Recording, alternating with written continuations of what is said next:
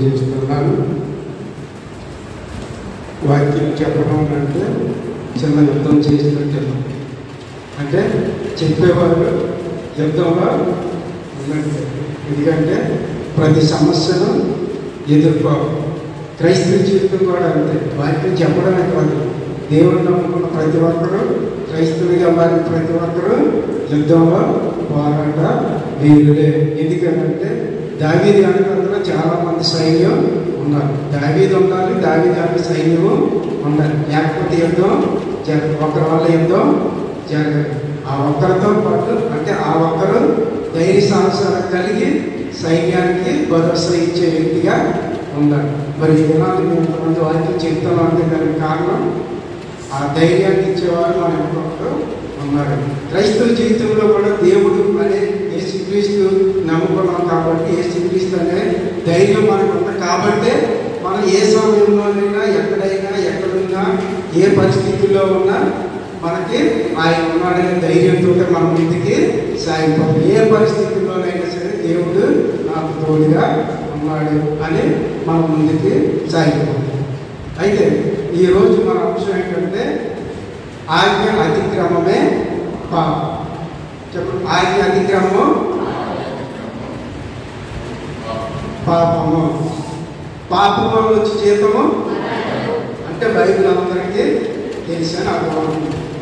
నేను చెప్పిన విషయం మీరు అందరూ చెప్పారు. ఆజ్ఞ అతిక్రమం అనగానే పాపము, పాపము వచ్చి జీతము మనందరికీ బైబిల్ పూర్తిగా తెలిసి ఇక్కడ వరకు కృష్ణుడికి తెలుసు కదా. హల్లెలూయా. అంటే పాపము వచ్చి జీతం మరణం అని మనందరికీ తెలుసు. అయితే ఆజ్ఞను అతిక్రమిస్తే పాపం అనేది వస్తుంది. అసలు ఆజ్ఞను మనం ఎందుకు అతిక్రమించాలనేది ఇప్పుడు సమస్య ఏంటి? ఆజ్ఞను మనం ఎందుకు అతిక్రమించాలి? చాలాసార్లు మనం అతిక్రమించేస్తూ ఉంటాం, మనకు తెలుసో తెలియకో అతిక్రమిస్తాం. అయితే అతిక్రమించడానికి మరి దేవుడికి మనకి మధ్యలో అతిక్రమించడానికి, మనం రక్షించ చేయడానికి, మనం ఆ పరిస్థితుల్లో నుంచి పడిపోవడానికి కారకులు ఉన్నాడు. ఎవరు కారకుడు?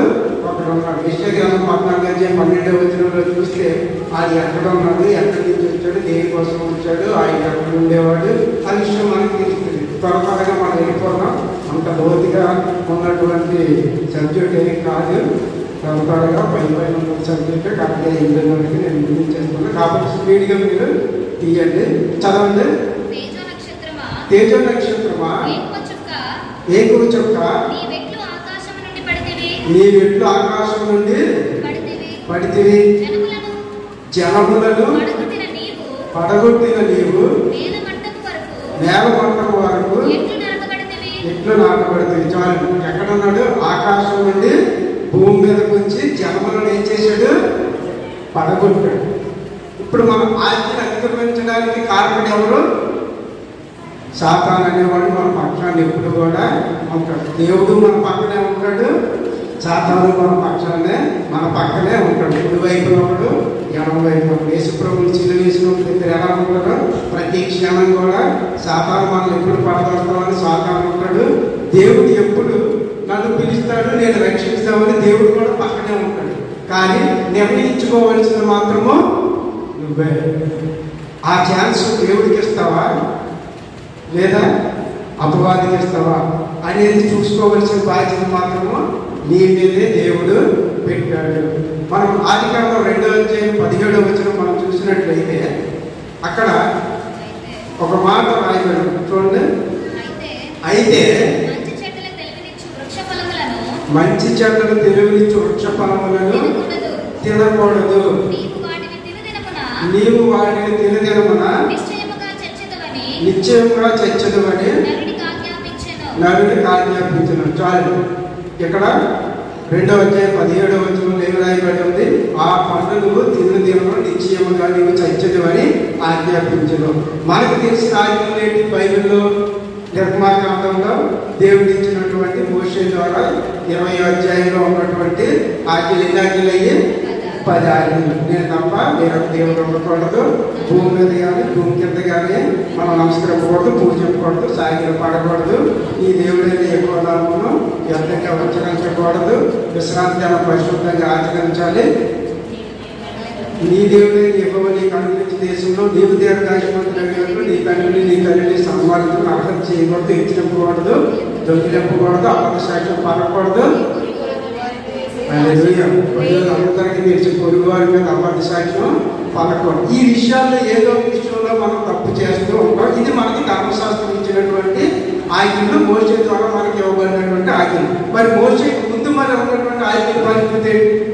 ధర్మశాస్త్రం కింద ఉన్న వారందరికీ ఆజ్ఞలు వర్తిస్తాయి. ధర్మశాస్త్రం లేని వారు మోషే వచ్చిన తర్వాత ఇవన్నీ వచ్చాయి. మోషే రాకముందు కూడా దేవుడు డైరెక్ట్గా మనతో ఆజ్ఞలు ఇచ్చాడు. మనం 2:17 ఏం చదువుకున్నాం? దినమును నిత్యముగా నీవు చచ్చేదవని ఆజ్ఞాపించాడు. ఆజ్ఞ ఇచ్చాడా లేదా? మనకి ఇవే కాకుండా ఇంచుమించు 600 పైనే మనకి బైబిల్లో ఆజ్ఞలు మనకి ఉన్నాయి. ఏదో ఒక ఆజ్ఞల విషయంలో మనం ఏమవుతాం? తప్పిపోతాం. అందువల్ల ఆజ్ఞాతిక్రమమే పాపము. ఆ 3వ అధ్యాయం, ఆదికాండ 3వ అధ్యాయం 1-2 వచనాల్లో చూస్తే అక్కడ సాతాను వచ్చి అబద్ధం ఏం మాట్లాడుతుందో ఒకసారి చూడండి. దేవుడైన యెహోవా సమస్త భూజంతువులలో సర్పము యుక్తి గలదై ఉండెను, అది ఆ స్త్రీతో ఇది నిజమా. చాలు, ఏమన్నది? ఇది నిజమా. ఇందుకు వాస్తవంగా తెలుసా దానికి ఏమైనా? సాతానికి అక్కడ విషయం ఏమీ తెలియదు, కానీ యుక్తిగా చాలా తెలివైంది. మనల్ని కూడా చాలాసార్లు పడవేయడానికి సాతాను ఇదే ప్రయత్నాలు మనం చేస్తూ ఉంటాడు. మన మీద ప్రయోగాలు పడుతూ ఉంటాడు. ఏదో విషయంలో ఏం చేస్తుంటే మనల్ని మన బలహీనతను బట్టి ఇది నిజమా అనగానే మొత్తం చెప్పేసింది. అంతవరకు అసలు విషయం ఏది కూడా సాతానికి తెలియదు. ఏ పండు తినమన్నాడు దేవుడు, ఏ పండు తినొద్దు అన్నాడు విషయం కూడా సాతానికి తెలియదు. మన హృదయంలో ఏదైతే ఉందో అది మనం బయటికి చెప్పనంత వరకు ఎవరికి తెలియదు. మనం చెప్పిన దాన్ని బట్టి ఎదుటి వారికి తెలుస్తుంది. ఇది ఎప్పుడైతే ఇది నిజమా అనగానే ఏం చేసింది? అబ్బా, ఈ తోట చెట్ల పొలం అన్నీ తినవచ్చు, కానీ ఆ పండుగని జాగ్రత్తగా చూపించింది. మన జీవితంలో కూడా చాలాసార్లు దేవుడు చాలా జాగ్రత్తగా, లేదంటే కుటుంబంలో తల్లిదండ్రుల్లో మనకి ఏ విషయం అయితే చెప్పొద్దు నీ హృదయంలో ఉంచుకొని చాలా జాగ్రత్తగా దేవుడి సన్నిధిలో కనిపెట్టి ప్రార్థన చేసి అని మనకి చెప్తాడో ఆ విషయాన్ని 10 మందితో మనం పంచుకుంటాం. ఎంతమందితో? 10 మందితో మనం పంచుకుంటాం. రాత్రి కనకక్క అడిగింది కదా, దెయ్యం ఎలా పడుతుంది?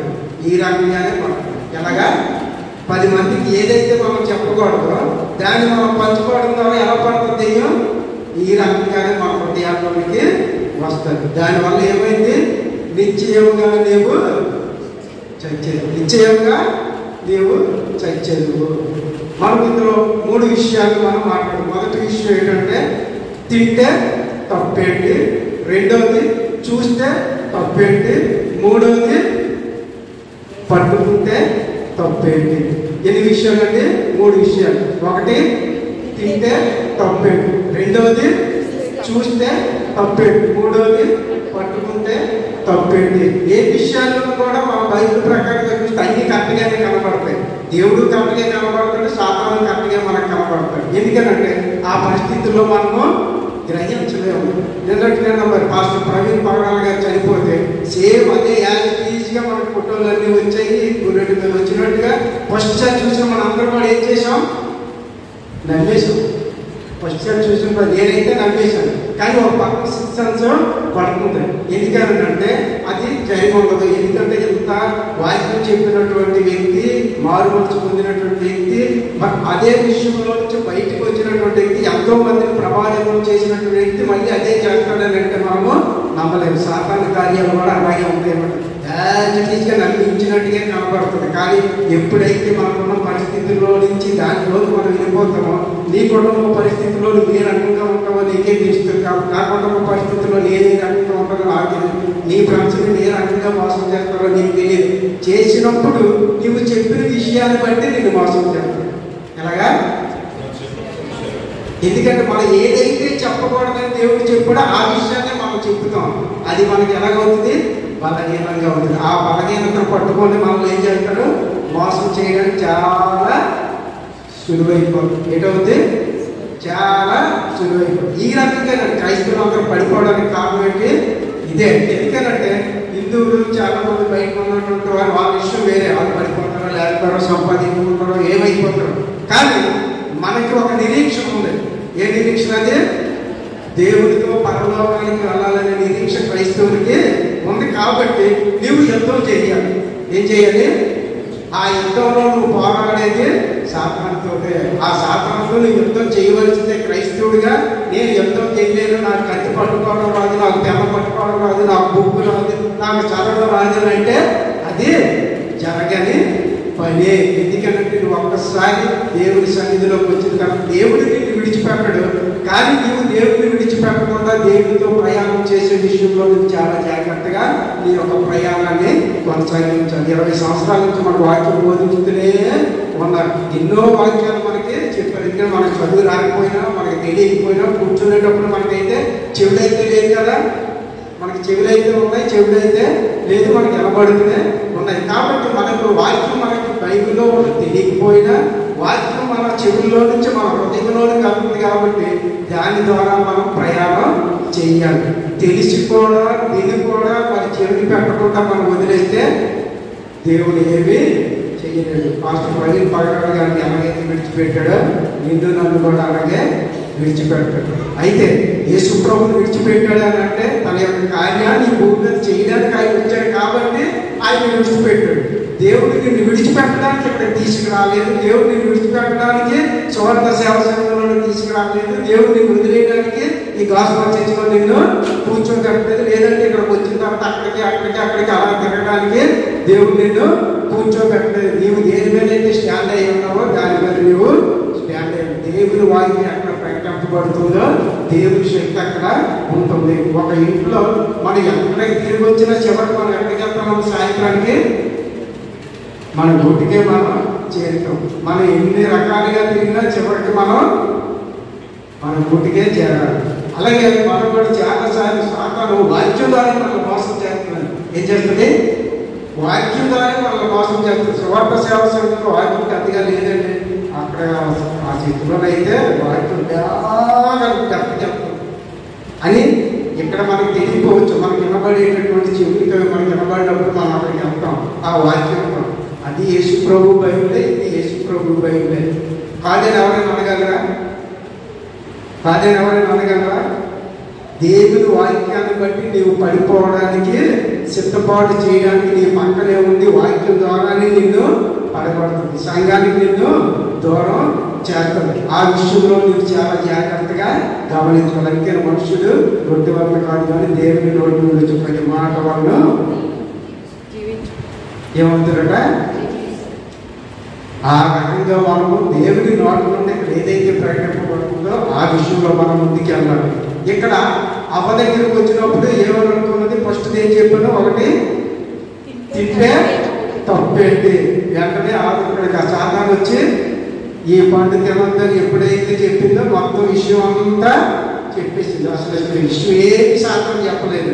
ఇది నిజమా అన్నదంటే అది సంస్కృతం తెలుసు అని చెప్పి మొత్తం చెప్పేసింది. దానివల్ల మన యొక్క ప్రయాసం, మనం పట్టుకున్న గోడలు ఇవన్నీ ఏమయ్యి మొత్తం కూలిపోయింది. దేవుడు అంతవరకు సృష్టించి అన్ని చేసి మహిళ శరీరాన్ని అక్కడ కూర్చోబెట్టి చల్లని పూట వచ్చి దేవుడు వాళ్ళతో మాట్లాడి ఇన్ని కార్యక్రమాలు చేసి రోజు వచ్చి మాట్లాడి మీరు చచ్చిపోతారు తింటే చివరికి ఏం చేశాడు? చచ్చిపోతారని చెప్పినోడు మాట మీరు దేవతల వలె ఉంటారు. ఇక్కడ కాకుండా ఇంకో దగ్గర ఇప్పుడైతే తిడతారు కానీ అక్కడైతే తిట్టరో పొగుడుతారని అనుకోవచ్చు. అక్కడే శాతం మీరు పట్టుకొని బంధించడం చాలా జాగ్రత్త. దేవుడు వాక్య విషయంలో మనం జాగ్రత్తగా ఉండాలని దేవుడు హెచ్చరిస్తున్నాడు. తినడం నిత్యంగా ఏమైపోయింది? మహిమ శరీరం ఏ శరీరంగా మారిపోయింది? మనం ఇప్పుడు ఉన్నటువంటి మన శరీరంగా మారిపోయింది. అంతవరకు దేవుడు సమీపంగా వచ్చి మహిమ శరీరాలుగా మహిమగా వచ్చి మాట్లాడుతున్నటువంటిది ఎప్పుడైతే మన హృదయంలో ఉందని చెప్పామో, మనం అది తిన్నామో ఏమైంది? మానవులుగా శరీరము మనము ధరించాం. అది తింటే తప్పేంటి? ఏమైంది? ఇప్పుడు తినడం వల్ల పాపాన్ని మనము కొని తెచ్చుకున్నాం. అంటే ఆజ్ఞ అతిక్రమించామా లేదా? ఆజ్ఞను అతిక్రమించాం. రెండో విషయం ఏం చెప్పాను? చూస్తే తప్పేంటి? ఆదికాండం 19 అధ్యాయము 11 నుంచి 17 వచనం చదవండి. ఆదికాండం 19 అధ్యాయము 11 నుంచి దేవుడు నేను చెప్తాను అప్పుడు చదువు. అక్కడ యెహోవా దేవుడు దేవదూతలుగా ముగ్గురుగా కనబడి అబ్రహాముతో దాని ముందు జరిగిన సన్నివేశం కనబడి చక్కగా అబ్రహాముతో ఈ మాటలన్నీ చెప్పి నేను సొదొమ గొమొర్రాని నాశనం చేయబోతున్నాను, కాబట్టి నీకు తెలియకుండా నాకు ఇష్టం లేదని చెప్పి ఆ విషయాన్ని ఆయనకి చెప్పి అక్కడి నుంచి ఇద్దరు దేవదూతల్ని సొదొమ గొమొర్రాకి పంపించినప్పుడు సొదొమ గొమొర్రాలోనే అక్కడ ఉన్నటువంటి లోతు దేవుని యొక్క మాట, ఆ దేవదూతుల యొక్క మాట వినడానికి కూడా నీతిమంతుడే, అందుకని దేవుడు రక్షించడానికి అక్కడ వచ్చాడు. కాకపోతే అక్కడ ఏం జరిగిందో చూడండి ఒకసారి. ఎందుకు అక్కడ మనం జరిగినటువంటి సన్నివేశంలో మనం చూస్తే తప్పేంటి అనే విషయం మీద మనం మాట్లాడుతున్నాం. చదవండి.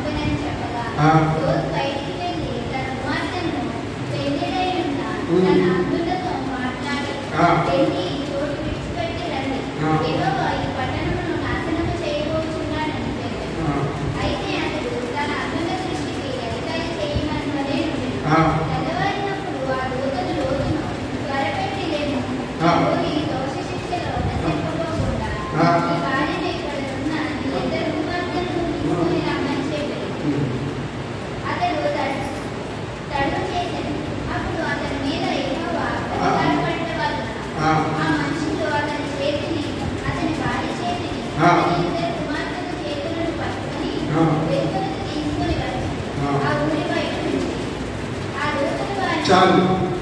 ఇక్కడ ఏం రాయబడి ఉంది? ఇక్కడ లోతు దగ్గరికి దేవదూతలు వచ్చి ఈ సొదొమ గొమొర్రా పట్టణాలను నేను నాశనం చేయబోతున్నాను, కాబట్టి అక్కడ నుండి మిమ్మల్ని తప్పించడానికి మేము వచ్చామని చెప్పి తడుగు చేస్తూ ఉంటే ఇద్దరిని చేతులు పట్టుకొని బయటికి తీసి రావడానికి ఇష్టపడ్డాడు. ఆ 17వ వచనం చదవండి.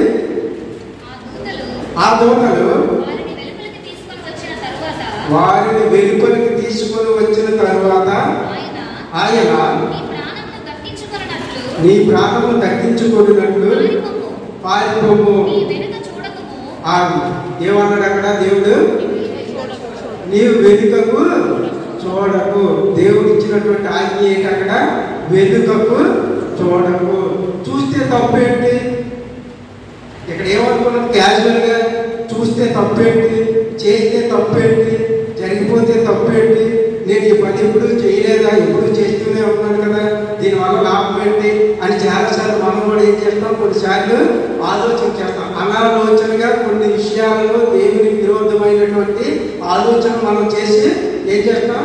అది తప్పేంటి, చూస్తే తప్పేంటి, చేస్తే తప్పేంటి అని సింపుల్గా మనం క్యాజువల్గా చేస్తాం. కానీ అది ధర్మశాస్త్ర ప్రకారంగా దేవునికి విరుద్ధమైనదా కాదని మనము ఆలోచించం. నీ బలహీనత యొక్క దేవుడిని అక్కడ సాతాను ఏం చేస్తాడు?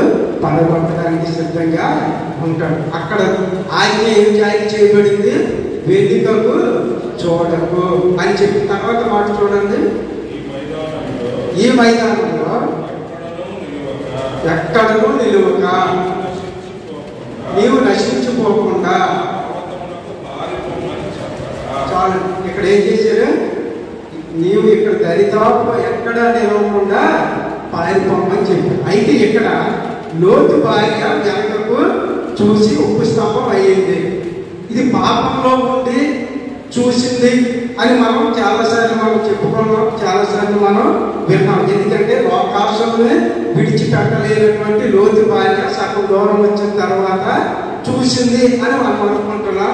అక్కడ దేవదూతలు కూడా నీకు ఉన్నటువంటి కుమార్తెను తీసుకొని రండి అక్కడ ఎగతాళి చేసి ఎగతాళి అయినట్టుగా మరి లోతు చెప్పినట్టు ఆయన అల్లుల దృష్టికి ఎగతాళి వల్లే లోతు అయినప్పటికీ అల్లుళ్ళు అక్కడ ఉండిపోయారు. అక్కడ కూతురుని లోతుని ఎవరు తీసుకొచ్చాడు? లోతు భార్యను తీసుకొని వచ్చినప్పుడు లోతు భార్య వెనకకు చూసింది. ఇక్కడే మనకి లోతు భార్య వెనక చూడడానికి అవకాశం లేదు. ఎందుకంటే లోతు భార్య కూడా నీతిమంతురాలే. అందుకని దేవుడు తీసుకుని వచ్చి, లేకపోతే ఎందుకు తీసుకొస్తుంది? ఈ రోజు నువ్వు నీతిమంతురాలు కాబట్టి దేవుడి సన్నిధికి నిన్ను దేవుడు తీసుకొని వచ్చాడు. నువ్వు వెనక్కి తిరిగి చూడడానికి కాదు. ఒకసారి నాగలు పట్టిన వాడు వెనక్కి చూడకూడదు.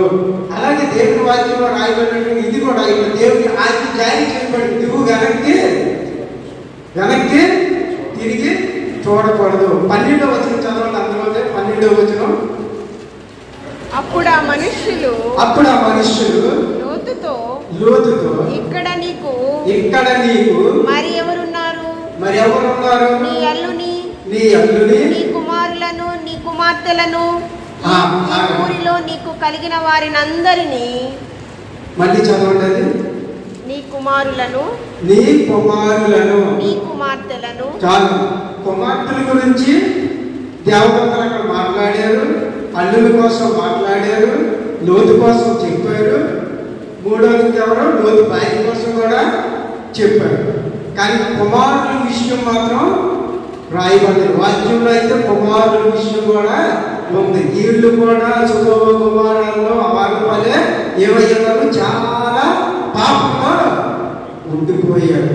వారి కోసం లోతు భార్య. ఎందుకనంటే కుమారులు ఎప్పుడు తల్లిదండ్రులకి కుమారుని ఎవరు ఎక్కువ ప్రేమిస్తారు? తల్లి ఎక్కువ కుమారుడిని ప్రేమిస్తుంది. తండ్రి ఎప్పుడు కుమారుడిని ప్రేమిస్తుంది. లోతుకి తెలుసు నేను నీతిమంతుడిని, వాడు ఎలా పోయారని బయటికి తీసుకొచ్చాడు.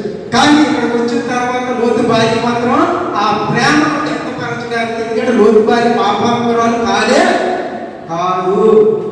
ఆమె కూడా ఒక దైవ భక్తురాలే. కాకపోతే ఈవిడిలో ఉన్నటువంటి ప్రేమ ఎలా చూపించిందని అంటే, ఆ ప్రేమ తట్టుకోలేక వెనక్కి తిరిగింది. నా కుమారుడు రాలేదు. ప్రియమైన దేవుడు పెట్టాలి. దేవుడు కూడా ఈరోజు నా కుమారులు నా కుమార్తెలు ఏమైపోతున్నారు?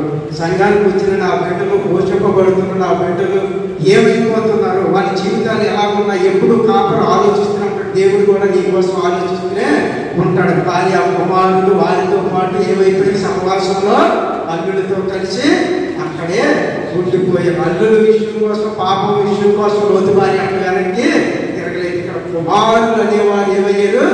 ఉండిపోయారు, సర్వనాశనం అయిపోయారు. ఆ కుమారుల విషయంలో మనం కూడా చాలా సార్లు బాధపడుతూ ఉంటాం. కానీ దేవుడు, అబ్రహాము దేవుడు, ఇస్సాకు దేవుడు, యాకోబు దేవుడు ఎక్కడ చెప్పినా సరే తండ్రి దేవుడు అన్నాడు, నేను యాకోబు దేవుడిని, ఇస్సాకు దేవుడిని, అబ్రహాము దేవుడు, నేను ముగ్గురికి ఒకే దేవుడిని ఎక్కడ కూడా మాట్లాడదు. ఎందుకంటే నీ యాకోబు నీవే బాధ్యుడు. అందుకని ముగ్గురిని విడదీసి అక్కడ చెప్పాడు. అబ్రహాముకి దేవుడు ఆయన బాధ్యత ఆయనే అప్పచెప్పాలి. ఇస్సాకు దేవుడు ఇస్సాకే అప్పచెప్పాలి. యాకోబు దేవుడికి యాకోబే అప్పచెప్పాలి. ముగ్గురికి ఏ ఆత్మకి సంబంధం లేదు. ఈ ఆత్మ ఇదే, నా ఆత్మ. ఎప్పుడు పాస్టర్ గారు అదే చెప్తాడు. భార్యాభర్తలు శరీరానికి ఇద్దరుగానే ఇద్దరు వేరే. ఎవరాత్మనాలు అప్పచెప్పుకోవాల్సిందే. కానీ లోతు భార్య చూస్తే తప్పు, అక్కడ తప్పు కాదు. కానీ దేవుని ఆజ్ఞ చూడొద్దు అన్నారు. కానీ దేవుని ఆజ్ఞను అక్కడ పాటించలేదు. ఈ రకంగా మనం పడిపోతాం. మనకు తెలిసిన విషయాల ద్వారా, మనం అనుకున్న విషయాల ద్వారా ఇది చేస్తే తప్పెట్టి ఇది మంచిదే కదా అని మనం అనుకుంటాం. కానీ అది ధర్మశాస్త్రంగా ఉందో లేదో పెరియార్ సంఘం వారు ఏ రకంగా పౌరులు ప్రకటించినప్పుడు చూశారో మీరు కూడా ఇతర వాక్యాలు పరిశీలించాలి. హల్లెలూయా.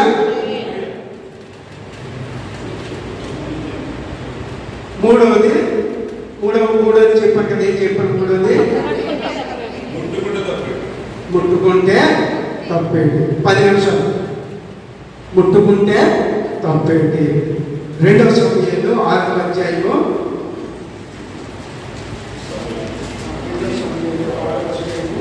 6-7 వచనాలు చదువుతున్నాం. వారు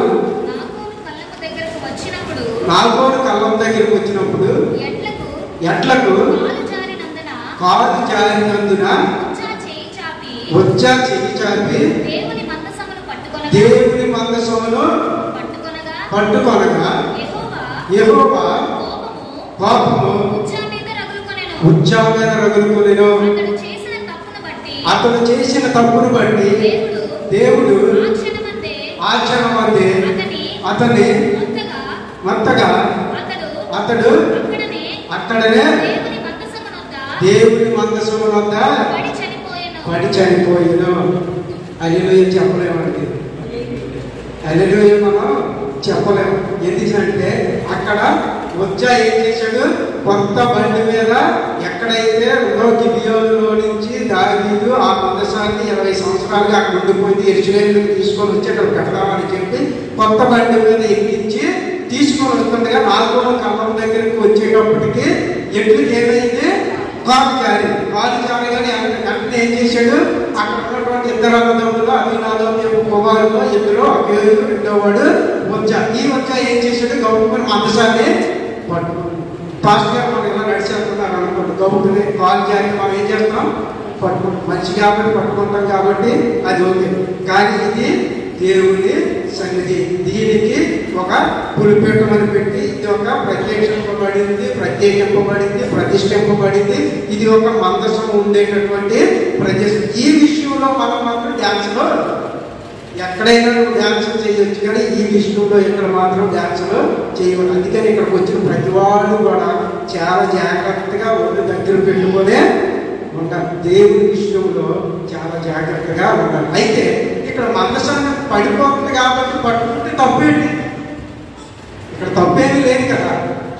బండి మీద తెస్తున్నారు, పడిపోతుంది, కిందకి పడిపోతే దాన్ని పట్టుకోవడం వల్ల తప్పేమీ లేదు. ఎందుకంటే మళ్ళీ బండి మీద ఉంటుంది కదా, మందసం పడిపోతేమోనని చెప్పి కొంచెం ఏం చేశాడు? పట్టుకోవడం వల్ల అక్కడ తప్పేమీ లేదు. ఇది మనకు తెలిసిన విషయం. కానీ ధర్మశాస్త్రంలో చెప్పబడిన విషయం ఏంటో 2 వాక్యాలు మీకు చూపించి దాన్ని నేను ముగించేస్తాను. ఎందుకంటే చెప్పడానికి చాలా ఉన్నప్పటికీ మనకు సమయం లేదు కాబట్టి మీకు చెప్తుంది. ఎందుకంటే ముట్టుకుంటే తప్పు. ఎందుకనంటే యాకోబు పుట్టినటువంటి 4వ కుమారుడు అయినటువంటి ఈ లేవీకి ఎంతమంది కుమారులు? 3. ఒకడు గెర్షోము, రెండోవాడు కహతీయుడు, మూడోవాడు మెరారీయుడు. ఈ కహతీయుడికే దేవుని యొక్క మందసాన్ని పట్టుకుని ఇచ్చాడు. ఏంటి ఇచ్చాడు? మోషే ఇచ్చినటువంటి ఆజ్ఞ ప్రకారం ఈ కహతీయుడే మందసాన్ని మోయాలి. కానీ నేను చేసినటువంటి తప్పు పని వల్ల ఏమైంది? ఉజ్జా పట్టుకోవడం వల్ల చనిపోయాడు. అక్కడ చనిపోవడం అనేది కరెక్ట్ కాదు మన విషయంలో. ఎందుకంటే ముట్టుకుంటే తప్పేం లేదు. ఎందుకంటే జారి పడిపోతుంది కాబట్టి పట్టుకున్నాడు. అసలు ఎందుకని పట్టుకున్నాడు? పట్టుకోవడం వల్ల కారణం ఏంటి?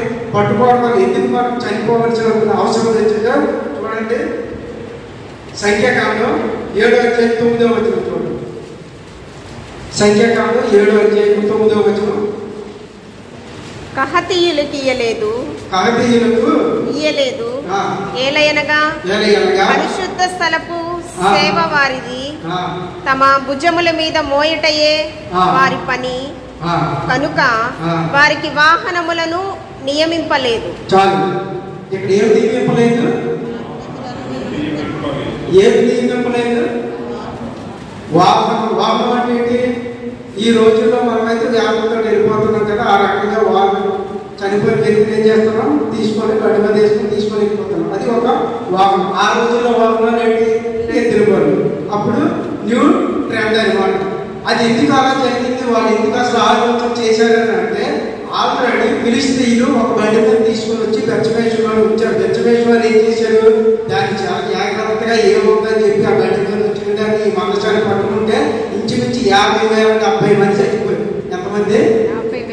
50,070 మంది మందసాన్ని ముట్టుకోవడం వల్ల మొత్తం సర్వనాశనం చేశారు. అక్కడి నుండి ఇక్కడికి వచ్చి ఈ యొక్క అజ్ఞానం ఇంటి దగ్గరికి వచ్చి దాన్ని విడిచిపెడితే 20 సంవత్సరాలు అక్కడ ఉండిపోయింది. దాన్ని తీసుకెళ్ళడానికి దానికి ప్రయాణం చేసి ఇక్కడ తీసుకొచ్చి ఎక్కడైతే ఎటువంటి ఏ రకంగా తీసుకొచ్చారో దారి కూడా కొత్తగా ఉంటుందని చెప్పేసి వీళ్ళందరూ ఆలోచన చేసి ఏం చేశాడు? ఇక్కడ మన చదివారికి ఏముంది? వాహనాలు నిలబడలేదు, కర్రలతో మోసుకొని వెళ్ళాలి. మనకు చాలా సంవత్సరాలు ఇక్కడ ఉండేది కదా, కర్రలు పట్టుకొని మందసానికి కర్రలు ఉండేవి. ఆ కర్రలు పట్టుకొని వాళ్ళు పోయాలి తప్ప ఎంత దూరం అయినా సరే వాహనం దాన్ని ఎక్కించలేదు. ఎందుకంటే ధర్మశాస్త్రం ప్రకారం వారు వాహనం ఇయ్యలేదు. రాయబడిన ధర్మశాస్త్రంలో వాహనం వారికి ఇయ్యలేదు, వారు మోసుకొని వెళ్ళాలి. మీరు చేసిన పని ఏంటి? ఎద్దుల బండి మీద ఎక్కించారు. దేవుడు కదా దేవుడి ధర్మశాస్త్ర ప్రకారంగా వెళ్ళారా, ధర్మశాస్త్రానికి విరుద్ధంగా వెళ్ళారా? ధర్మశాస్త్రానికి విరుద్ధంగా వెళ్ళాడు. దానికి దెబ్బకు భయపడి యెరూషలేము విడిచిపెట్టి పారిపోయాడు. యెహోవాకు భయపడి ఎక్కడ ఏం చేసాడో మళ్ళీ అక్కడ గిత్తీడైనటువంటి ఒబేదేవుడు ఇంటి దగ్గర వాళ్ళని నెమ్మదిగా తీసుకెళ్ళి ఆ ఇంట్లో పెట్టేసి యెరూషలేము వెళ్ళిపోయాడు. మన జీవితంలో కూడా చాలా సందర్భాల్లో దేవుడు మనం చాలా చులకనగా చూస్తాం. ఇక్కడ అననీయ సభ్యుల విషయంలో కూడా కొత్త నిబంధనలోకి వచ్చేటప్పటికి ఏం చేశారు? అమ్మారు, బాగా అమ్మారు. కానీ ఏం చేశారు? కొంత కనకమ్మ ఏం చేశారు? కొంత సాధారణ ఆనందంగానే మాకు పడుతున్నాయి. ఏం చేశారు? కొంత దాని వల్ల మనం ఎవరికి చోటించాం? ఎవరైనా సరే అంతే. ఆ కొంత మన ధైర్యం వల్ల మన జీవితంలోకి ఎవరు వచ్చారు? సాధారణ వచ్చి పక్కడ్డాని వల్ల ఏమైనా వాళ్ళిద్దరు కూడా చనిపోయారు. రెండో భాగం మనం చూస్తే సంఖ్యాకాండం 4:15 వచ్చిన చూసుకుందాం. 4:15 సంఖ్యాకాండం 4:15 వచ్చిన దండు ప్రయాణికుడు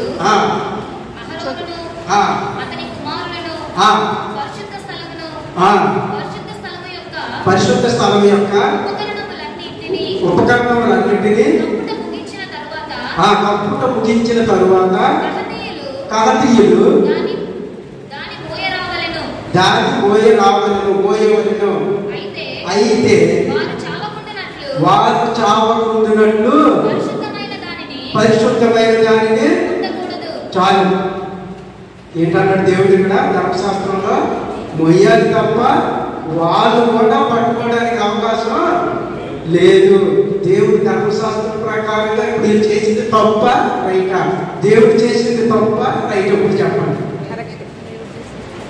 చనిపోయాడు కాబట్టి ఓకే అని మనం అనుకున్నాం. కానీ ధర్మశాస్త్రం ప్రకారంగా మనం కూడా దేవుడు వాక్యంలో ఉన్న విషయాలను విడిచిపెట్టి చాలా తప్పులు చేసుకుంటూ వెళ్ళిపోతాం. మనకు ఆశీర్వాదం లేకపోవడానికి కారణం ఏంటని మనం ఆలోచన చేస్తే మనం చేసినటువంటి పనులే. అది ఎక్కడో ఒక దగ్గర మన దగ్గర రాయిబడి ఉంటుంది, దాన్ని మనము గమనించాం. ఇక్కడ వచ్చా ఆ కార్యక్రమంలో ఆ జరిగే ప్రక్రియలో 30,000 మందితోటి దావీదు తీసుకొని వెళ్ళాడు. మనసాన్ని దెబ్బకు భయపడిపోయాడు. ఏం చేశాడు? భయపడి ధర్మశాస్త్రాన్ని విరుద్ధంగా చేసిన ఏ కార్యాన్ని సరే దేవుడు ఒప్పుకోడు. కాబట్టి ఒప్పుకోవడం వల్ల ఏమయ్యాడు? చనిపోయాడు. ఇక్కడ చూస్తే తప్పేంటి, తింటే తప్పేంటి, పట్టుకుంటే తప్పేంటి? ఆజ్ఞ అతిక్రమమే పాపము, పాపం వల్ల వచ్చే జీతము మరణము. చివరిగా వాక్యం తీసుకుని మనం ముగించుకుందాం. ప్రకటన గ్రంథం 21వ అధ్యాయం 8వ వచనం. ప్రకటన గ్రంథం 21వ అధ్యాయము 8వ వచనం. పిరికి వాళ్ళు, అవిశ్వాసులను, అసహ్యులను, నరహంతకులను, వ్యభిచారులను, మాంత్రికులను, విగ్రహారాధికులను, అబద్ధికులందరూ అగ్నిగంధకములతో మండుగొండములో పాలు పొందుదురు. ఇది రెండవ మరణం. హల్లెలూయా చెప్తామా? ఇది రెండవ మరణము. ఈ కేటగిరీలో ఎంతమంది వస్తారో వీరందరికీ ఎన్నో మరణం? రెండవ మరణం. పట్టుకుంటే తప్పేటి, ముట్టుకుంటే తప్పేటి, చూస్తే తప్పేటి, ఇదంతా మన శరీరానికి వచ్చే మరణం. కానీ ఆత్మీయంగా మనం ఎప్పుడైతే ఈ మరణం తర్వాత రెండవ మరణం కూడా ఉందని దేవుని వాక్యం చెప్తుంది. ఇది రెండవ మరణం. ఈ రెండవ మరణాన్ని తప్పించడానికి ప్రభువు అయిన క్రీస్తు ఈ భూలోకానికి వచ్చాడు. ఆ మరణం నుంచి తప్పించడానికి శిలువ మరణాన్ని యేసు ప్రభు ఉంటాడు. దేవుడి మరణాన్ని దీవించి హల్లెలూయా.